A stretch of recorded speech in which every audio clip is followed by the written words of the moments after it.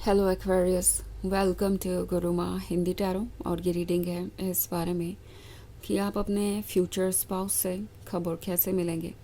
तो ये रीडिंग आपके लिए है अगर आप जानना चाहते हैं कि कब तक आपका सोलमेट आपकी लाइफ में आएगा जिससे फाइनली आप शादी करेंगे, और ये पर्सन आपसे कैसे मिलेगा और एक्चुअली होगा कौन ये पर्सन, लाइक इनकी पर्सनालिटी ट्रेट्स क्या होंगे। तो चलिए देखते हैं आपके लिए मैसेजेस क्या हैं। Messages for Aquarius.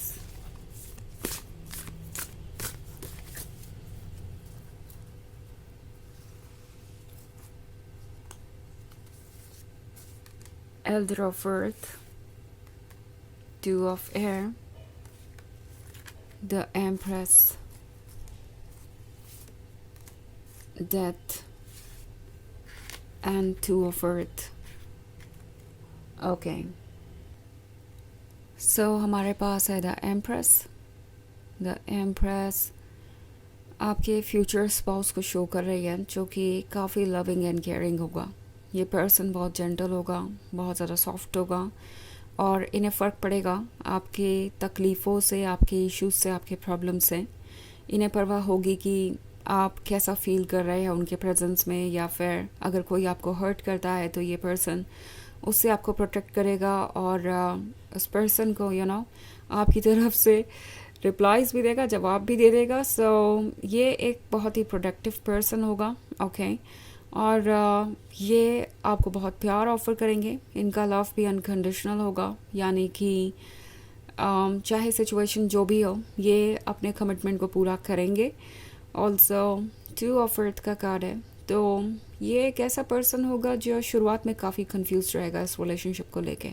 Okay, because the empress को भरोसा करने में कुछ टाइम लगता है, बट एक बार अगर द एम्प्रेस का भरोसा हो गया तो फिर उसके जैसा कोई और नहीं, उसके जैसा लवर कोई और हो ही नहीं सकता। सो ये पर्सन कुछ इसी तरीके का होगा। शुरुआत में जब आप इनसे मिलेंगे तो आप इन्हें समझ नहीं पाएंगे। इनका बिहेवियर थोड़ा कंफ्यूज कर सकता है आपको। ये थोड़े शर्मीले हो सकते हैं और बहुत ओपन अप होकर अपनी फीलिंग्स को जाहिर नहीं करेंगे।